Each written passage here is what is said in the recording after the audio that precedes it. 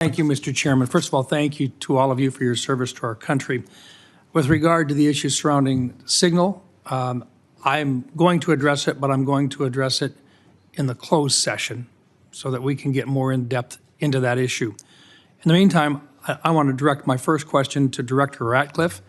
As the debate continues in Washington regarding spectrum, what can you share in this unclassified setting regarding the critical nature of spectrum to national security interests generally? Thanks for the question, Senator. I know this is an issue of great interest to the Senate, and the potential auction of commercial space on spectrum. Those, as you correctly point out, the discussions about spectrum, I will start out by saying there are national security implications from such an auction were to take place to both the DoD and the IC. I think the discussions that we need to have in a classified setting, I can relate to you that the direction from early meetings that we've had is that the discussion about where that might take place would not affect specifically CIA or IC equities, and I hope that's the case and where the discussion goes. But I think we need to be concerned that a public auction at bands at certain levels would have an impact on our ability to deliver an accurate intelligence picture. In other words, there are parts of the spectrum which simply cannot be shared with the commercial. That's correct. All right. Thank you. And we can talk about the specific reasons about why in a classified setting that would cause a diminishment of our ability to deliver a good threat picture to the Commander-in-Chief. And in some cases, life or death consequences Absolutely. Involved. Thank you. Director Patel, first of all, I just want to thank you for what you are doing, and I know that there's a number of items that in your previous life you did that simply can't be discussed, but nonetheless, we've appreciated what you have done for your country already. Today, I just wanted to talk to you about, we've seen a series of public news reports about ISIS threats within the United States. And there have been several successful interdictions, Oklahoma City, Philadelphia, New York.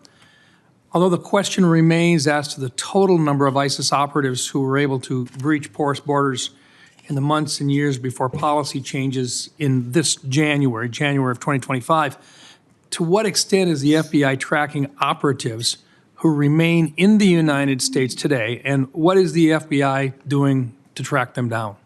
Thank you, Senator. I appreciate your question and your comments. So the priorities at the FBI since I took over have been violent crime and national security, and this speaks directly to national security. The direction for the FBI is to track down any individuals with any terrorist ties whatsoever, whether it be ISIS or another foreign terrorist organization, and now to include the new designations of the cartels down south and elsewhere. So the FBI is utilizing our Joint Terrorism Task Force, which are situated in all 55 field offices. But the key to success there is our partnership with state and local law enforcement who have the ground level intelligence on some of these operatives. And as you've highlighted, we've already shut down numerous threats, and we've identified publicly where permissible these threats and individuals and where they're coming from. And I think the FBI is doing a very good job right now in collecting this information through our interagency process. And we will continue to thwart every bad actor affiliated with a terrorist organization or otherwise. Thank you.